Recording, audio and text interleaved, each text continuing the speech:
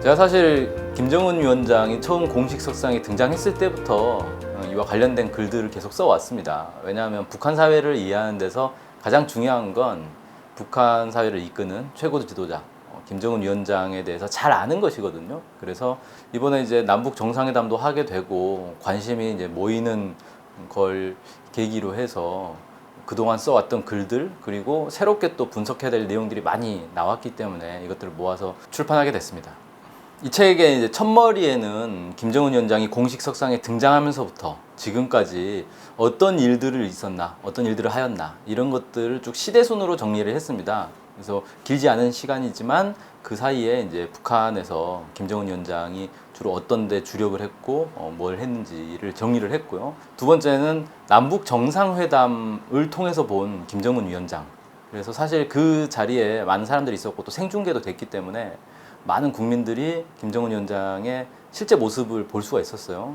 그것을 통해 가지고 또 분석을 해본 내용이 들어 있습니다. 그 다음에는 김정은 위원장의 특징들을 쭉 분석을 했습니다. 국가 한 나라를 이끄는 과정에서 보여준 모습들 이런 것들을 김정은 위원장 리더십이라는 이름으로 쭉 분석을 했고요.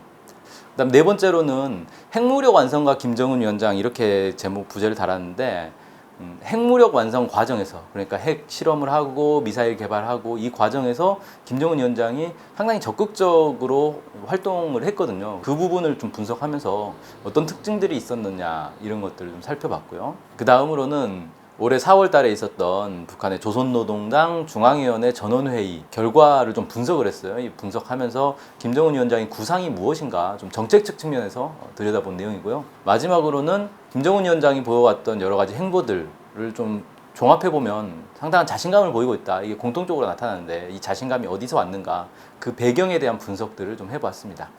네, 김정은 위원장을 사실 생중계로는 처음 본 것이다 뭐 이렇게 볼 수 있습니다. 물론 그 전에도 생중계로 본 적이 있어요. 몇 번 국내 언론에 뭐 예를 들어 대형 열병식을 한다거나 뭐 북한에서 중요한 행사를 한다거나 할 때 북한에서 생중계한 걸 우리가 또 이렇게 생중계로 받아가지고 TV에서 보여준 적이 있거든요. 근데 그거 이제 뭐 연설하는 장면 잠깐 나오고 뭐 이런 거여가지고 사실 그걸 통해서 김정은 위원장이 어떤 인물인가를 잘 알기는 좀 어려웠는데 이번에 남북 정상회담은 뭐 자연스럽게 대화하는 모습 뭐 걸어다니는 모습 이런 것들을 다 생중계로 봤기 때문에 우리가 그동안 몰랐던 김정은 위원장의 진짜 모습들을 볼 수 있지 않았나. 대부분의 사람들은 아주 부정적인 이미지로만 간직할 수밖에 없었는데 그걸 이번에 이제 남북 정상회담 통해서 그동안 상상해왔던 그 이미지와 전혀 다르네? 라는 걸 알게 된 거죠. 그러다 보니까 전반적인 이 정서, 이미지 이런 것들이 싹 다 바뀌지 않았나 이렇게 보여지고요. 저는 오히려 그동안 이제 북한에서 계속 얘기해 왔던 게 있어요. 북한에서 계속 보도한 게 있는데 그걸 이제 국내에서는 믿지 않았죠. 그게 이번 정상회담 과정에서 사실 거의 비슷하게 나왔다. 그래서 새로운 게 아닌데 우리는 그동안 믿지 않았던 걸 보게 된 거다. 이렇게 이해하고 있습니다. 가장 인상적이었던 장면은 저는 약간 이제 웃을 수도 있는데 그 중간에 이제 환영 만찬을 하는 과정에서 리솔주 여사가 이제 왔어요. 김정숙 여사와 함께 왔는데 그걸 이제 기자들이 다 달라붙어가지고 찍지 않았습니까? 근데 기자들이 이게 찍으면서 왜 이렇게 뒷걸음질 치면서 계속 찍는단 말이에요. 그러다가 김정은 위원장이 이제 기다리고 있고 리솔주 여사가 다가오는데 그 사이에 기자가 끼어가지고 뒷걸음질 치면서 이 계속 사진을 찍다가 김정은 위원장과 부딪히게 됐어요. 사실 생각해보면 좀 황당한 장면이 연출된 거죠. 이 사진 기사가 상당히 진짜 너무 촬영에 몰두해 있었던 것 같은데 그 장면은 잠깐 나왔는데 김정은 위원장이 그 기자를 딱 팔을 잡고 이렇게 옆으로 비켜주더라고요. 그래서 기자가 이제 약간 엉거주춤한 자세로 사진을 찍다가 이렇게 비틀거렸는데 그걸 딱 부축해서 옆으로 딱 옮겨주는 모습을 보면서 이게 보통 우리가 알고 있는 북한 사회의 어떤 경직성, 뭐 관료성 이런 것들이 보여진 게 아니라 사진 기자나 최고 지도자나 별 스스럼 없이 허물 없이 이렇게 딱 대하는 모습들이 상당히 인상 깊었다. 그 전에도 도보다리 회담 자리에서 기자가 비키라고 하는데 비키지도 않고 계속 사진을 찍으면서 많은 사람들이 그걸 보고 걱정했다 그래요. 야, 저 기자 나중에 무슨 처벌받는 거 아니냐라는 걱정까지 했다고 할 정도로 이게 상당히 권위를 내세우지 않는 사회구나, 권위를 내세우지 않는 지도자구나 이런 것들이 인상 깊었습니다. 리더십을 보면 목차를 보면 민심에 민감한 현장형 리더십, 분야를 뛰어넘는 하이브리드형 리더십, 전통을 중시하는 계승형 리더십, 단호한 공격형 리더십, 이렇게 네 가지로 있고, 사실 그 뒤에 핵무력 완성과 김정은 위원장에도 다양한 이제 리더십들에 대해서 좀 나오고 있어요. 뭐 겹치지 않는 선에서 이렇게 다 실었는데, 제가 가장 주목했던 건 이 핵무력 완성 과정에서 미사일 발사를 사실 여러 번 실패를 했단 말이에요. 근데 그 전반 과정에 대해서 북한이 쭉 공개한 걸 보면은, 원래는 어떤 국가적 시책을 했는데 실패를 했어요. 그럼 책임자들이 처벌을 받게 되잖아요. 우리 이제 한국에서도 사실 어떤 국가적 관심이 모이는 사업이 잘 안 되면 여론이 막 들끓면서 저 책임자 갈아치워라. 뭐 예를 들어 심지어는 축구 한 번만 져도 감독 교체라는 얘기가 막 나온단 말이에요.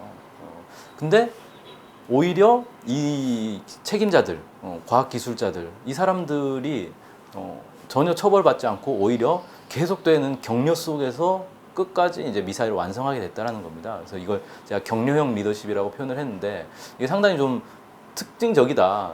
왜 우리가 북한에 대해서 얘기할 때 흔히 하는 말 중에 공포 정치를 한다는 얘기가 있어요. 그래서 조금만 실수해도 바로 뭐 숙청을 당하고, 뭐 심지어는 회의 시간에 졸았다는 이유로 뭐 숙청을 당했다. 이런 보도들이 끊임없이 이어졌는데, 실제 모습은 그게 아니었던 거 아니냐. 미사일 발사라는 사실 엄청난 국가적 투자 속에서 이루어진 거고, 또 많은 국민들이 관심을 갖고 있는 이런 사업이 여러 번, 한두 번도 아니고 여러 차례 실패했는데도 불구하고 전혀 처벌받지 않고 격려 속에서 끝끝내 완성이 됐고, 완성되고 나니까 사실 이 미사일 관련된 일을 하던 사람들이 엄청난 또 대우를 받았어요. 심지어는 뭐 이제 책임자로 보이는 사람은 김정은 위원장이 직접 가서 업어주기까지 했단 말이죠. 그리고 계속해서 이제 뭐 국가 환영 만찬 뭐 이런 것들이 계속 이어졌고, 그래서 김정은 위원장의 어떤 리더십 중에는 이렇게 사람들을 질책하고 질타해가지고 막 억지로 일하게 하기보다는 정말 실패하더라도 격려해주고 따뜻하게 위로해주고 이러면서 쭉 끌고 오는 그런 리더십이 있지 않나, 이렇게 좀 생각을 해봤습니다. 저는 상당히 놀랬던 게, 사실 미국의 대통령과 처음으로 정상회담을 하는 자리예요. 미국이란 나라가 어떤 나라입니까? 세계 유일의 초강대국 아닙니까? 그 나라와 계속 적대적 관계를 갖다가 처음으로 정상회담을 통해서 관계를 완전히 전변시키려고 하는 자리였죠. 웬만한 이 담력이 있지 않고서는 사실 그 전날 싱가포르 시내를 그렇게 돌아다닐 수가 없는 거예요. 정말 준비가 아주 철저하게 잘 돼서 자신감이 있었던가, 아니면 진짜 뭔가 다른 비책이 있었나? 뭐 이렇게 생각될 정도로 정말 놀라운 모습을 보여줬다. 이게 저는 김정은 위원장이 물론 준비가 잘 돼 있었겠죠. 또 한 측면으로 보면 이제 상당히 이 서방 세계 미디어에 대해서 잘 알고 있다. 사실 트럼프 대통령은 거의 칩거했단 말이에요. 정상회담 앞두고. 그래서 상당히 긴장된 속에서 준비를 하고 있구나, 이런 느낌을 줬는데, 오히려 김정은 위원장은 자유롭게 돌아다니면서 뭐 심지어는 뭐 셀카도 찍고, 뭐 주변에 이제 막 사람들이 놀래가지고 막 환호하니까 막 손도 흔들어주고, 이런 여유로운 모습을 보여줌으로써 상당히 대조적인 모습을 비춰줬고, 국제사회에서 볼 때는 북한은 되게 여유 있게 이 상황을 대하고 있고 미국은 상당히 긴장해서 대하고 있구나라는 이미지도 만들어주고, 그래서 이 서방 세계 미디어를 대하는데 상당히 능숙하구나, 이런 걸 알게 됐습니다. 저는 책에서는 그 자신감이 크게 이제 몇 가지, 일단 핵무력, 미국을 제압할 수 있는 핵무력에서 자신감이 온다. 그 다음에 미국의 제재를 이겨내고 경제를 발전시키는 데서 오는 자신감도 있다.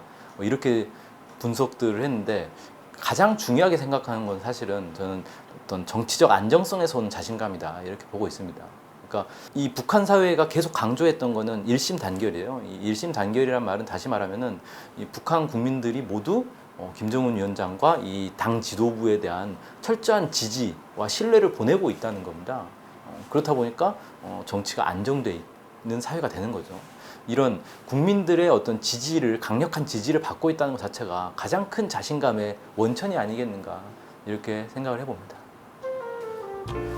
네, 통일이 다가오고 있다고 누구나 느끼고 있습니다. 통일의 상대방인 북한을 잘 알아야 되겠죠. 그리고 북한을 잘 알기 위해서는 북한 사회를 이끄는 지도자 김정은 위원장에 대해서 잘 알아야 됩니다. 그래서 이 책을 꼭 읽어야 된다라고 저는 얘기하고 싶고요. 사실 인터넷에서 김정은 위원장과 관련된 책을 검색해 보면 엄청나게 많이 뜹니다. 그럼 그 책을 다 보는 게 도움이 되느냐? 저는 아니다, 제 책이 가장 도움이 된다 라고 자신감 있게 얘기를 하고 싶습니다. 왜 그러냐면 기존에 나왔던 책들 제가 몇 권 이제 이 책을 쓰기 위해서 참고를 해봤는데 기존 책들은 기본적으로 반복적 관점에서 써져 있어요. 그러다 보니까 이 편향된 시각 그리고 왜곡된 정보들이 상당히 많이 들어 있습니다. 확인할 수 없는 정보들이 많이 있었고 객관적으로 바라보기보다는 어떤 정치적으로 치우쳐 있는 반복적인 시각에서 글들을 많이 썼다. 책들의 내용이 대체로 그렇다. 그래서 사실 신뢰하기 좀 어려워요. 과거에 보면은 북한과 관련된 책들이 많이 있지만 대다수가 지금의 현상을 예측을 하지 못했습니다. 왜냐?